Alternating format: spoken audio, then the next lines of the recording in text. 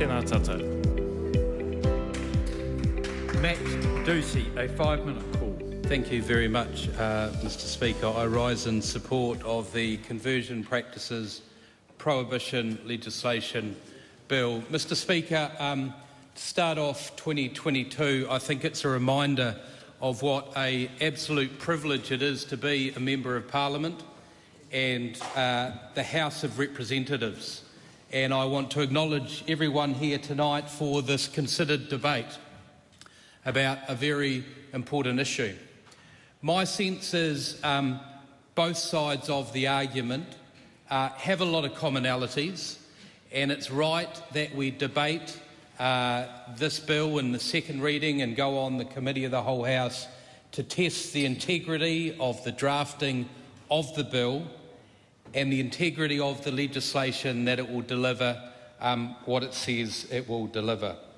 I stand here tonight as the Mental Health and Suicide Prevention spokesperson for the National Party, also the youth spokesperson and the inaugural Young Nats patron, a role I was excited to accept. I did say to the Young Nats, though, if I accepted this inaugural role of their patron, I wasn't signing up to going out drinking with them. I'm way too old for that now. But these are a group of young people who are absolute passionate about their country, as I'm sure all the other youth wings are as well. I also stand here tonight as an individual who's been on both sides of the therapeutic alliance, someone who's been a consumer and someone who's been a mental health practitioner. As we do say in mental health, it is a fine line between provider and consumer at times. I also stand here as someone who's a proud father of 2 young children, a boy and a girl, and I do look forward to celebrate their sexual orientation, their gender identity that they will decide, and someone who grew up in a faith-based community and still goes to church. Mr Speaker, second readings are about submissions, and I want to bring voice to one submission, and that is the Young Nats. The Young Nats have been championing the banning of conversion practices since late 2019, and I want to acknowledge them for all their advocacy.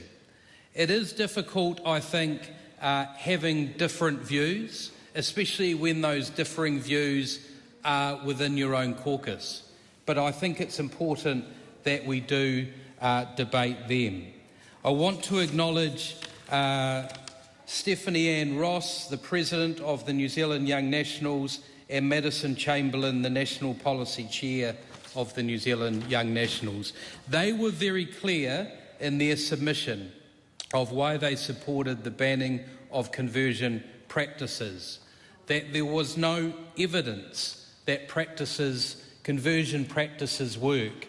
And I think when you look at some of the institutions, the Aotearoa New Zealand Association of Social Workers, the Royal Australian New Zealand College of Psychiatrists, NZAC, the Association of New Zealand Counsellors, that this practice does not work and actually causes harm.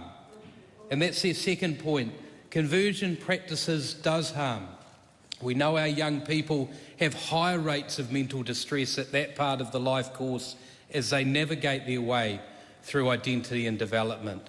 Those in our rainbow community have higher rates of mental distress, suicide attempts, and of course those who have been through conversion therapy have even higher rates of suicide attempts and unfortunately high rates of suicide.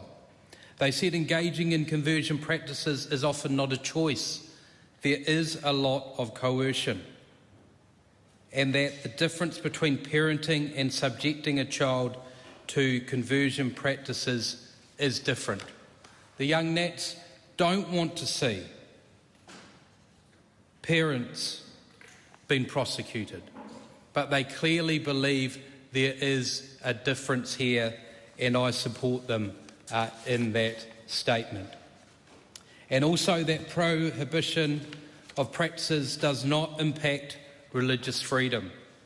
There is a substantial difference between expressing a religious principle and subjecting an individual to conversion practices. Thank you very much, Mr. Speaker. Cheers, Mooney.